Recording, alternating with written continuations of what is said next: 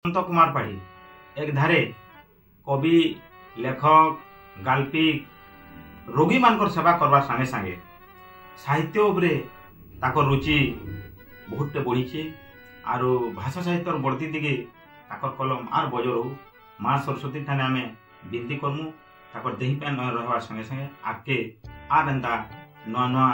विषय मैंने लिखि सारू। आज बहुत खुशी कथा गंकीर कथा आम मोहनी लह यूट्यूब चैनल तरफ रू शुभेच्छा अभिनंदन जनामु क्या वैक्सीन गल्प संकलन आम निकाय पहुंची छे मुई कवि आशुतोष ठाकुर ताकर ई गल्प संकलन रो तीनटा गल्प के पढ़ीचे गुटे होइछे मार्क्स आर गुटे होइछे भिखारी आर गुटे होइछे गुपचुप आर तीनटा का मन के मोही नौछे। आरु डॉक्टर सुमंत कुमार पाढ़ी ताकर पेशा होइछे रोगी सेवा करवाटा रोगी सेवा करवार भितरे ताकर मनर कथा के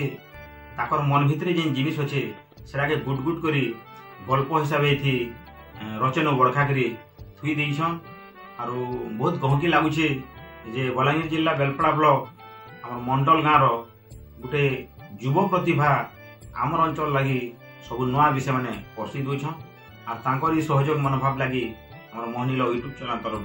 फिर थे शुभेच्छा अभिनंदन जनावर।